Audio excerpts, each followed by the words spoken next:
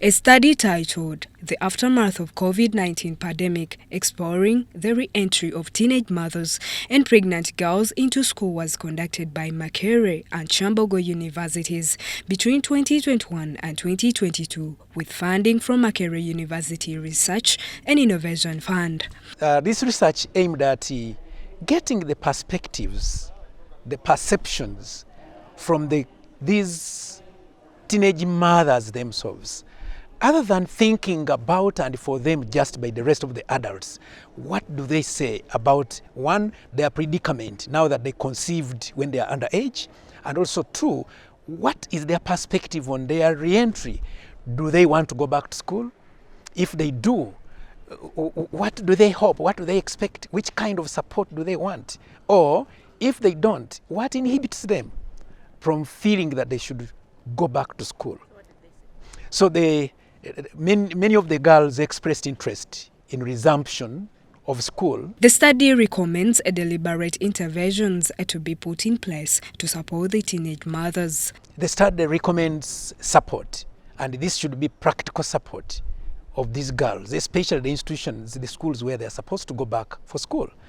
In a way, the study also discovered that actually many of these girls had little knowledge concerning their sexuality, and they confuse so much sexuality with sexual intercourse.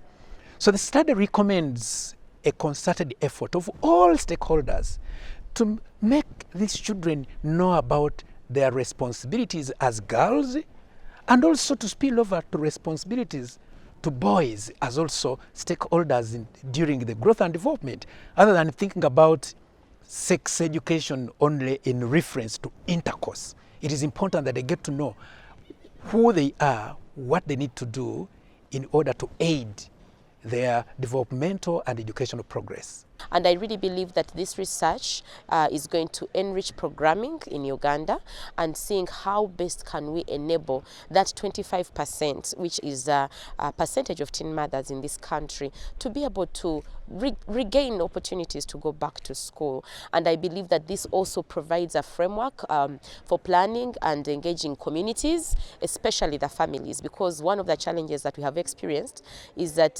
families are not willing to reinvest in these girls' education because they think they are already wasted, for lack of a better word, material, they're gone case, there will be a bad influence to others. So it is going to help us to know how do we take interventions that are practical at grassroots level, starting with the families, and then provide guidance to schools. We didn't think about when the child cries, how would the mother know that the child is crying and therefore go and breastfeed? And a lot of other children. What about the income levels? How does this child, who has produced a child, look after the child? Give the nutrition that the child needs. Be able to breastfeed, because for her to breastfeed, she must also have eaten well. The Ministry of Gender, Labour and Social Development commended the two universities for conducting a study on a critical issue of teenage mothers.